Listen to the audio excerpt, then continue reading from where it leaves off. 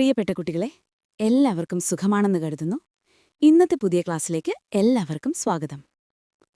ഗൈഡി മൗപാസാന്റ് എഴുതിയ A piece of spring എന്ന കഥ, ഒരു കഷ്ണം ചരടു കാരണം മാന്യനായ ഒരാൾ തെറ്റായി ആരോപിക്കപ്പെടുകയും സമൂഹത്തിന്റെ പരിഹാസവും അവിശ്വാസവും കാരണം മാനസികമായി തളർന്ന് മരണം വരെ നിരപരാധിത്വം തെളിയിക്കാൻ ശ്രമിക്കുകയും ചെയ്യുന്നതിന്റെ വേദന നിറഞ്ഞ കഥയാണ്.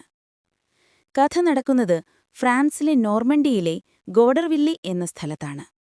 കർഷകരും അവരുടെ ഭാര്യമാരും കന്നുകാലികളുമായി അവിടുത്തെ ചന്തയിലേക്ക് വരുന്നു. മാർക്കസ് ഹൗഷേക്കോം എന്ന കർഷകൻ ചന്തയിലേക്ക് നടക്കുമ്പോൾ നിലത്ത് ഒരു ചരട് കഷ്ണം കാണുന്നു. ഉപയോഗമുള്ളതെന്തും എടുക്കണമെന്ന് ചിന്തിച്ച് അയാൾ അത് പോക്കറ്റിലിട്ടു. ഹൗഷേക്കോമിന്റെ ശത്രുവായ മലാൻഡെയിൻ ഇത് കാണുന്നുണ്ട്. മലാൻഡെയിൻ തന്നെ കണ്ടതിൽ ലജ്ജ തോന്നി ഹൗഷേക്കോം ചരട് വേഗം മറച്ചുവെക്കുന്നു.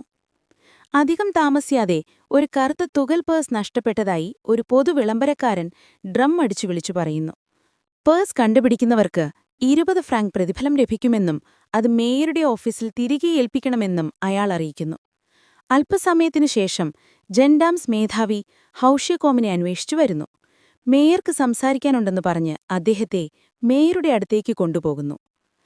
മേയർ ഹൗഷേക്കോമിനോട് വഴിയിൽ നിന്ന് പേഴ്സ് എടുത്തതായി മലാൻഡെയിൻ കണ്ടു എന്ന് പറയുന്നു. ഹൗഷേക്കോം അത് താനെടുത്ത ചരടാണെന്ന് പറഞ്ഞ് പോക്കറ്റിൽ നിന്ന് അത് പുറത്തെടുക്കുന്നു. എന്ന് മലാൻഡെയിനെ വിശ്വസിക്കുന്ന മേയർ ഹൗഷേക്കോമിന്റെ നിരപരാധിത്വം അംഗീകരിക്കുന്നില്ല. ആളുകൾ ഹൗഷേക്കോമിനെ പരിഹസിക്കുന്നു. അയാൾക്ക് സന്ദേഹങ്ങളിൽ നിന്ന് സ്വയം രക്ഷിക്കാൻ കഴിയുന്നുമില്ല. കൂടാതെ അവന്റെ നിരപരാധിത്വം തെളിയിക്കാനും സാധിക്കാതെ വരുന്നു. അടുത്ത ദിവസം പേഴ്സ് യഥാർത്ഥത്തിൽ വഴിയിൽ നിന്ന് കിട്ടിയ ഒരു തൊഴിലാളി തിരികെ ഏൽപ്പിക്കുന്നു. വാർത്തയറിഞ്ഞ ഹൗഷേക്കോം ആശ്വാസത്തോടെ വീണ്ടും തന്റെ കഥ എല്ലാവരോടും പറയുന്നു. എന്നിട്ടും ആളുകൾ അയാളെ വിശ്വസിക്കുന്നില്ല. അയാളൊരു കൂട്ടാളിയെ ഉപയോഗിച്ച് പേഴ്സ് തിരികെ നൽകിയെന്ന് അവർ ആരോപിക്കുന്നു. ഈ ദുരന്തം ഹൗഷേക്കോമിനെ മാനസികമായി തളർത്തുന്നു. ആളുകളുടെ അവിശ്വാസവും പരിഹാസവും കാരണം അയാൾ കൂടുതൽ ദുരിതത്തിലാകുന്നു. അവസാനം അയാൾ കിടപ്പിലായി. മരണസമയത്തും അയാൾ തന്റെ നിരപരാധിത്വം ആവർത്തിച്ചു പറയുന്നു. ഒരു കഷ്ണം ചരട്, ഒരു കഷ്ണം ചരട്, ഇതാ ഇത്, മേയർ. ഈ വാചകങ്ങളോടെ ഹൗഷേക്കോം അന്തരിക്കുന്നു. ഇനി കഥയുടെ എഴുത്തുകാരനെക്കുറിച്ച് അല്പം നോക്കാം. മഹാപ്രശസ്തനായ ഫ്രഞ്ച് എഴുത്തുകാരനായ ഗൈഡി മൗപാസാന്റ് 1850 ഓഗസ്റ്റ് 5 ഫ്രാൻസിലെ നോർമണ്ടിയിൽ ജനിച്ചു. അദ്ദേഹത്തിന്റെ മുഴുവൻ പേര് ഹെൻറി റെനെ ആൽബർട്ട് ഗൈ ഡി മൗപാസാന്റ് എന്നാണ്. ചെറുകഥകളിലൂടെയും നോവലുകളിലൂടെയും അദ്ദേഹം സാഹിത്യലോകത്ത് തന്റേതായ വ്യക്തിമുദ്ര പതിപ്പിച്ചു. ഫ്രഞ്ച് സാഹിത്യത്തിലെ സ്വാഭാവികതാ പ്രസ്ഥാനത്തിലെ പ്രമുഖനായ എഴുത്തുകാരനായിട്ടാണ് അദ്ദേഹം അറിയപ്പെടുന്നത്. അദ്ദേഹത്തിന്റെ ചില പ്രശസ്തമായ കൃതികൾ: ചെറുകഥകൾ ബൗൾ ഡി സൂഫ്, ദ നെക്ലസ്, ഹോർട്ടൻസ്.